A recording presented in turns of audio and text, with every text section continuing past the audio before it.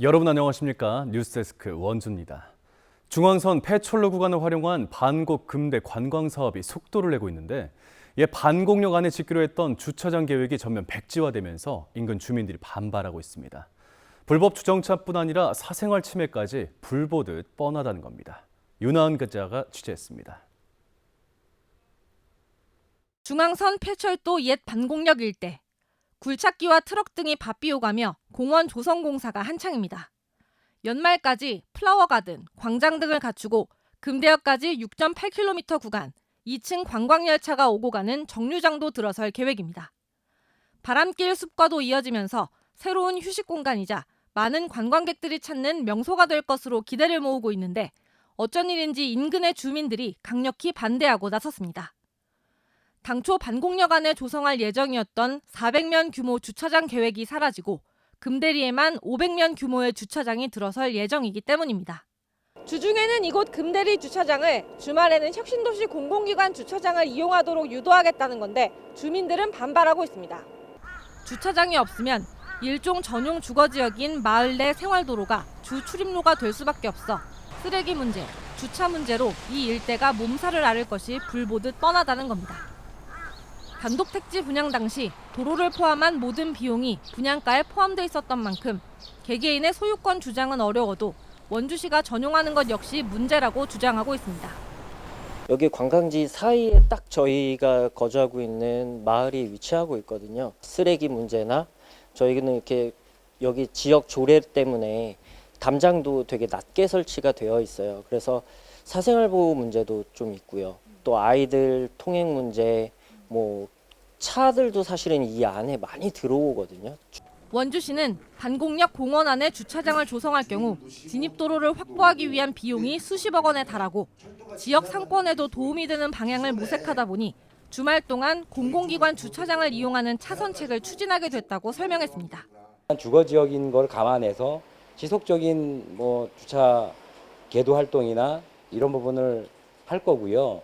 그리고 대안으로 주차 타워를 짓든가 이런 부분을 검토할 예정입니다.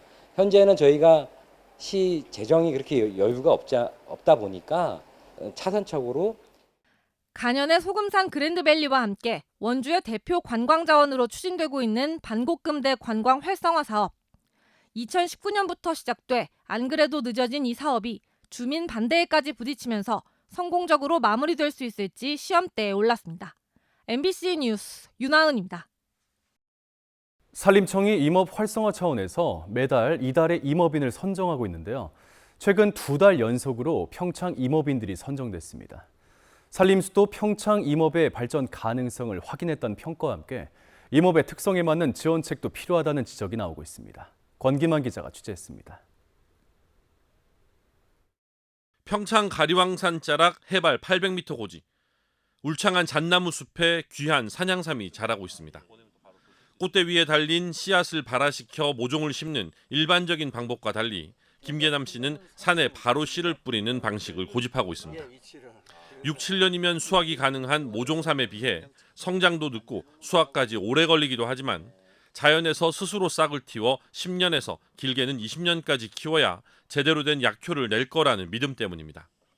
실제 약효가 입소문을 타면서 연간 3억 원 이상의 소득을 올리고 있습니다. 재배 과정에서 많은 어려움도 있었지만 내가 소비자들한테 신뢰를 얻자면 내가 목표했던 대로 씨앗으로 앞으로 계속 장기적으로 가야만. 태기산 능선 아래 해발 700m 고지에는 오가피 밭이 펼쳐져 있습니다. 손바닥 모양의 5개로 갈라진 이파리와 뾰족한 가시가 난 줄기, 뿌리까지 모두 약재로 사용됩니다. 28년이라는 긴 시간, 평창의 자연에서 자연의 방식대로 오가피를 키워온 안수혜 씨. 서울대 평창 캠퍼스를 비롯해 다양한 연구기관과 협업하며 오가피 나무에 숨겨진 효능을 찾아내고 이를 바탕으로 여러 가공품을 만들어 연간 5억 원의 매출을 올리고 있습니다. 농사도 자연농법으로 하고 있거든요. 순 따고 나서 풀이 자랐잖아요. 그러면 우리가 이제 이게 계속 경쟁시킨 다음에 그러면 이제 서로 자가 면역력이 더 높아지거든요. 우리나라의 산림 수도를 자처하고 있는 평창에서 산림청이 선정하는 이달의 임업인이 2달 연속 탄생한 것은 평창 산림이 가진 저력을 증명하는 계기가 됐다는 평가가 나옵니다. 평균 해발 700m의 산림이 지닌 잠재적인 가치가 실질적인 소득 창출로 이어질 수 있다는 것이 확인된 겁니다. 그럼에도 불구하고 산림을 활용한 소득 활동이 활성화되지 못하고 있는 것은 임업에 대한 인식과 정부 차원의 지원이 부족한 탓이라는 게 종사자들의 의견입니다. 임업은 일반 농업과 달리 사업을 시작하고 수확까지 짧아도 3, 4년, 길게는 10년이 넘게 걸리기도 하는데 이에 맞는 장기적이고 현실적인 지원책이 부족하다는 겁니다. 지금 국유림이나 군유림을 대부 받아서 이 임업에 종사하고 있는 분들이 임업 직불금에 대해서 제외가 되었습니다. 농민도 다 직불금을 받고 있는데 평창뿐만 아니라 강원도 역시 전체 면적의 80% 이상이 산입니다. 이를 활용한 농가 소득 창출을 위해 보다 체계적이고 종합적인 지원책 마련이 시급해 보입니다. MBC 뉴스 권기만입니다.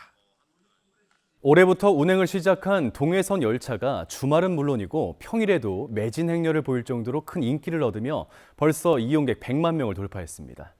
연말부터는 속도가 빠른 KTX 이음의 투입도 결정됐습니다. 배연한 기자가 보도합니다.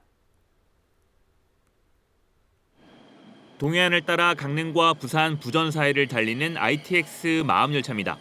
주말은 물론 평일 주요 시간대에도 매진을 기록할 정도로 많은 승객과 관광객들이 열차를 이용하고 있습니다. 바다 배경이어서 되게 경치 보기 되게 좋았던 것 같아요. 두 번째 이용하는데 다음에 또 한번 더 이용할 생각이 있습니다.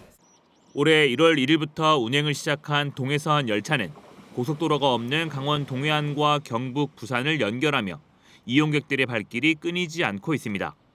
하루 평균 6천 명 안팎이 이용하며 이달 들어 누적 이용객 수가 드디어 100만 명을 돌파했습니다.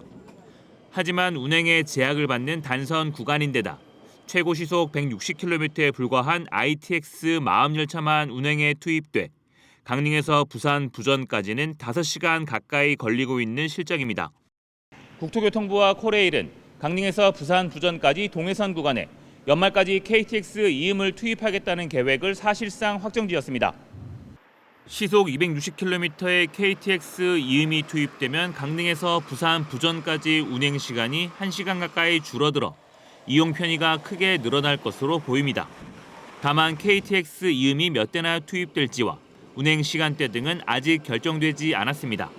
올해 25년 말부터 KTX 이음이 투입될 예정이고 아직 운행 횟수나 이런 것들은 좀 검토 중에 있는데 현재 5시간 내외로 이제 소요되는 게 한 4시간 정도까지 단축이 될 것으로 좀 예상을 하고 있습니다. 한편 강릉에서 동대구를 잇는 동해선 노선은 현행대로 하루 한 차례 ITX 마음과 3차례 누리로가 계속 운행될 예정입니다. MBC 뉴스 배연환입니다. 이제 축산업계에서도 인공지능의 비중이 점차 커지고 있습니다. 한우 번식을 관리하는 인공지능 기술이 도입돼 한우 생산성 향상이 기대되고 있습니다. 이송미 기자입니다. 춘천의 한 한우 농가입니다. 배가 부른 암컷소 주변에 빨간색 테두리가 표시됩니다. 그런데 소가 꼬리를 위로 올리자 주변 테두리가 초록색으로 바뀝니다. 네, 핸드폰에 설치된 어플인데요. 출산이 임박한 한우의 모습이 이렇게 초록색 테두리로 잡히고 있습니다. 춘천시가 국립축산과학원과 협업해 춘천 농가 5곳에 시범 도입한 한우 스마트팜 번식 관리 시스템입니다. 암컷소의 번식을 관리하는 AI 기술이 춘천에 처음 도입된 겁니다. 기존에는 암컷소의 목에 발정 감지 센서를 부착해 수시로 관리하고 5년에 한 번씩 배터리를 교체해야 했습니다. 하지만 이제는 발정 데이터를 인공지능에 미리 학습시켜 CCTV에 발정 징후가 나타나면 곧바로 농장주에게 알리는 방식으로 작동됩니다. 농장주는 징후를 놓치지 않고 곧바로 인공수정을 시도해 송아지의 생산량을 늘릴 수 있습니다. 밤 같은 데는 저기 자야 되잖아요. 자는데 그 시간에 못 보잖아요. 21일 동안 그냥 사료비가 그만큼 들어가는 거죠. 이 인공지능 시스템의 핵심은 행동 패턴. 전국 수백 개 농가에서 기르는 한우의 행동 패턴이 축적되어 있어 발정과 출산 징후뿐만 아니라 이상 행동도 분석할 수 있습니다. 저희가 개발한 알고리즘 특정 행동을 하면은 그걸 이제 잡아내라. 그렇게 인식되라. 그래가지고 등록된 핸드폰으로 알람을. AI 기업은 지난 4월부터 결핵 등 감염병에 걸린 소들의 행동 패턴을 추가로 연구하고 있습니다. AI가 한우의 번식을 관리하고 감염병까지 조기에 잡아내면 한우 농가의 생산성은 크게 늘어날 전망입니다. MBC 뉴스 이송미입니다. 영서 지역에 하루 종일 비가 내린 가운데 내일도 비 소식이 이어지겠습니다. 오늘 하루 평창 대화에 40mm, 횡성 안흥 21.5, 원주 15.22mm가량의 비가 내렸고 낮 최고 기온이 25도를 넘지 않아 선선했습니다.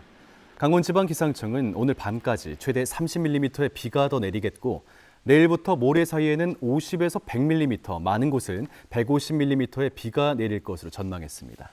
이번 비는 돌풍과 벼락을 동반하는 경우가 있겠고 특히 내일 오후부터 모레 사이에는 집중호우 가능성도 있어 주의가 필요합니다. 원주시 자원봉사센터가 옛 단구동 행정복지센터 건물로 이전해 개소식을 가졌습니다.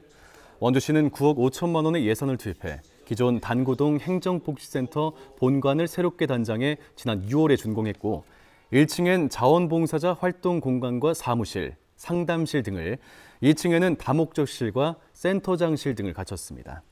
원주시 자원봉사센터는 지난 1997년에 설립돼 가족 봉사 운동을 전개하고 있으며 개소식과 함께 원주 시민 자원봉사자 10만 명 등록 돌파를 기념한 행사도 함께 진행했습니다. 영월군이 취약계층 틈새 돌봄 브랜드인 온 동네 샅샅이 선포식을 갖고 지역에 맞는 복지 모델 구축에 나섭니다. 오늘 선포식에선 영월군과 행정안전부 등 관계자 200여 명이 참석한 가운데 함께 만드는 복지 공동체 비전을 공유했습니다. 온 동네 샅샅이는 우리 동네 구석구석을 샅샅이 찾아가 따뜻한 온 동네를 만들자는 의미로 단절됐던 다양한 돌봄 활동들을 하나로 연결하는 통합 브랜드입니다. 영월군은 지역 주민 스스로가 복지의 주체로 나서 지속 가능한 복지 공동체를 완성하는 것이 최종적인 목표라고 설명했습니다. 평창군 진부면에 있는 국궁 경기시설인 오대정 인근에 최근 대벌레가 집단적으로 발생해 이용객과 주민들이 불편을 호소하고 있습니다. 대벌레는 나무줄기 모양의 곤충으로 사람에게 직접적인 해를 가하지는 않지만 화렵수 나뭇잎을 갉아먹어 산림 병해충으로 분류되고 있습니다. 평창군은 관련된 민원이 증가함에 따라 빠른 시일 내 방역 작업에 착수한다는 계획입니다. 한림대 춘천성심병원과 원주의료원, 영월의료원 등 도내 5개 의료원이 소속된 보건의료노조 강원지역본부가 총파업 찬반 투표를 모레까지 실시한 뒤 다음 날인 18일에 파업 여부를 결정합니다. 오는 24일부터 이틀간 파업이 확정될 경우 24일은 용산 대통령실 앞에서 25일은 강원도청 앞에서 각각 집회를 열 예정입니다. 보건의료노조 강원지역본부는 속초의료원의 고질적인 임금체불 해결과 공공의료 발전 방안 마련을 요구하고 있습니다. 국민건강보험공단에서 46억 원을 횡령했다 재판에 넘겨진 재정관리팀장이 징역 15년형을 확정받았습니다. 대법원은 횡령 혐의 등으로 기소된 최모 씨와 검찰이 낸 항소를 모두 기각하고 징역 15년을 선고한 원심 판결을 확정지었습니다.